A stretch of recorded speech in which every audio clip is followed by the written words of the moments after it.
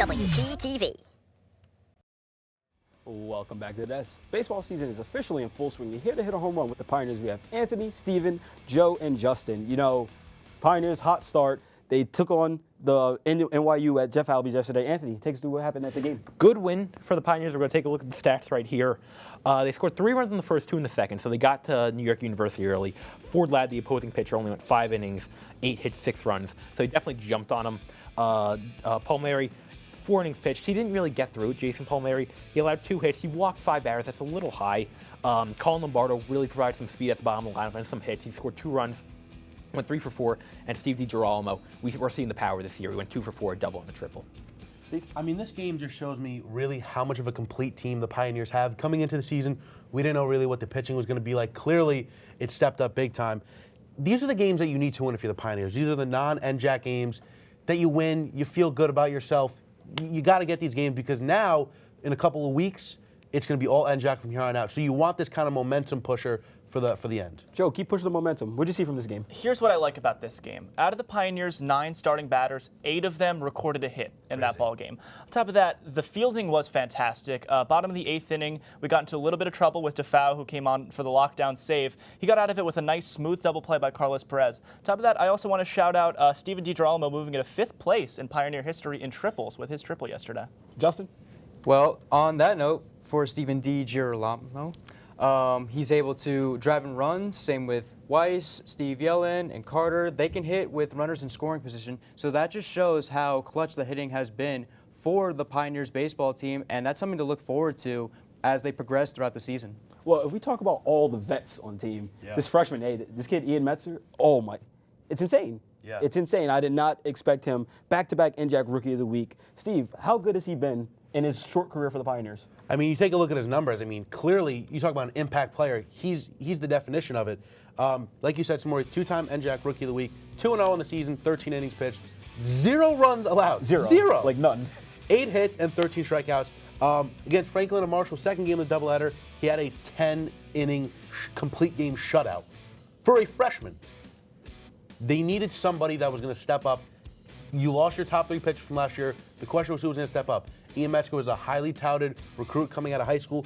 Coach Lauderhan and his staff were able to bring him in, and it's clearly showing why they wanted him and what he's capable of. Joe? I completely agree with everything you've laid out there. And also the fact that that game against Franklin and Marshall, that complete game, that was at the back end of a doubleheader. Yeah. So the bullpen was very taxed in game 1. What he was able to do was allow the entire bullpen to just take a game off, rest. He said, I got this one. This is a guy who has the most innings in the NJAC without allowing a run yet this year. And I don't see him slowing down. Anthony? You guys are taking the words right out of my mouth. Not only was he a 2-time NJAC Rookie of the Week, I got to read this off because I can't think of it off the top of my head. He was named the National College Baseball Writers Association's National Rookie of the Week. That's a big boy award right there. Yeah, that's a lot. He's got 178 opponent batting average. That's 5th in the NJAC. Writers are hitting just 150 off him. He's tied for 3rd in the NJAC with 13 strikeouts. He's a freshman. He's doing that. That's absurd. Justin? And just like how Anthony Walker and I are freshmen, he's really making a big first impression on this baseball team. I mean, he's been holding batters to a 178 batting average. That just shows you how his pitches are very effective. He can really strike out guys. He's just a complete stud so far early on in the season. See, he is not the only person off to a hot start. As the Pioneers as a whole, they're starting off 4-1.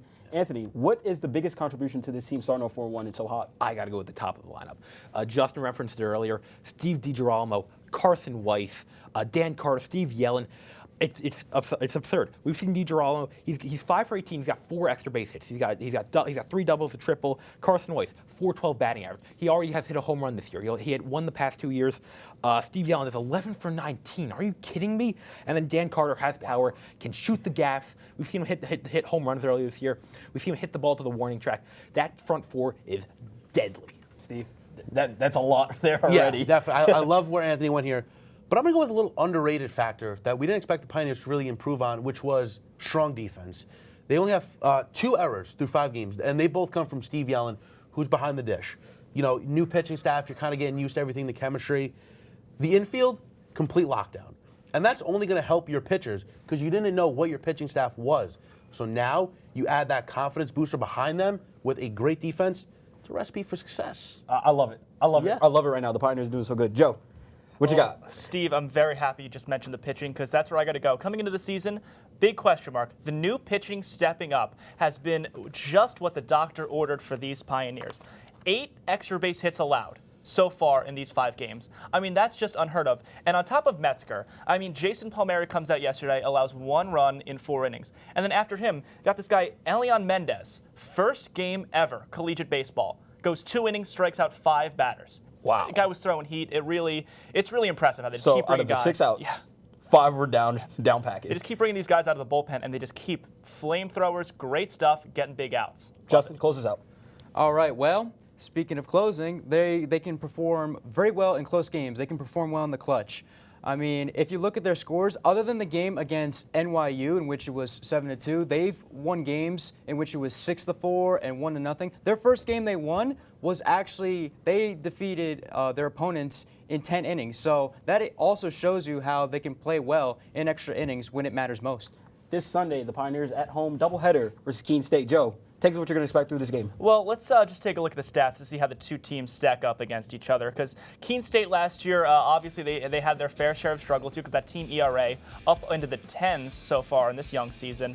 And last year they had a 7.27 ERA, so not much better. They've lost 6 in a row dating back to last year. And one thing, they do allow a lot of stolen bases. So I expect it to be a track meet for Steven DiGirolamo and the rest of our speedy guys on the base paths. Justin?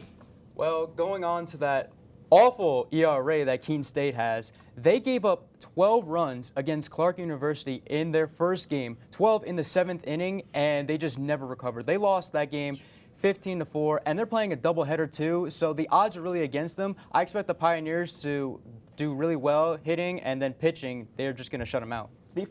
Going off that was their first game of the season. That was also their only game of the season. Yes, So that's they're really rusty coming out of the offseason. Pioneers are red hot. Pioneers can't lose this game. Like I said before, these are the games that are really going to help your confidence in your young players and your whole team overall.